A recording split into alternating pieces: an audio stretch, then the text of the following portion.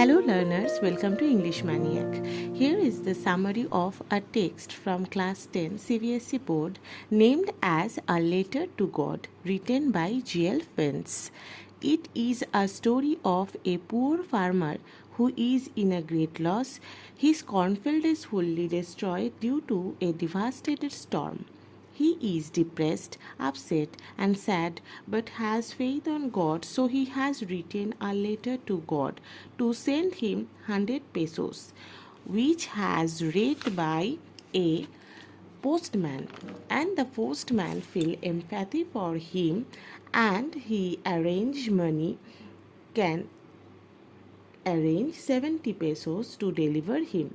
But the farmer misinterprets that the postman has taken his 30 pesos and rebukes him. But the postman realizes the farmer's pain and gathers 30 pesos more to send him.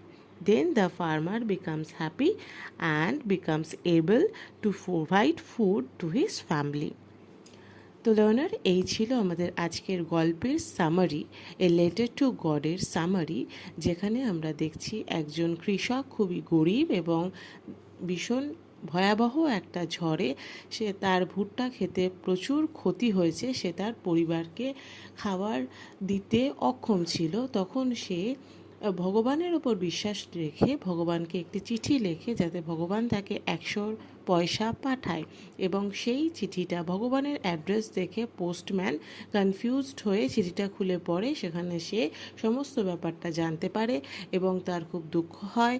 সে 70 পয়সা collect করতে পারার পর সে সেই পয়সাটা পাঠায় কার কাছে? ফার্মারের কাছে। Farmer রেগে যায়, মনে করে হয়তো যে সেই পোস্টম্যান তার টাকা চুরি করে নিয়েছে, তখন তাকে বকাবকি করে, পোস্ট অফিসে যায়, জানায়, কিন্তু তখন আবার সেই পোস্টম্যান তার কষ্ট বুঝতে পেরে তাকে বাকি 30 টাকা জোগাড় করে দিয়ে আসে।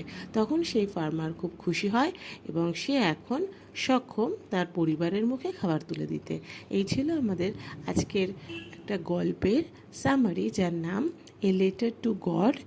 এরকম ধরনের সামারি পেতে এবং গ্রামারের ভিডিও পেতে অবশ্যই চ্যানেলটিকে সাবস্ক্রাইব করো।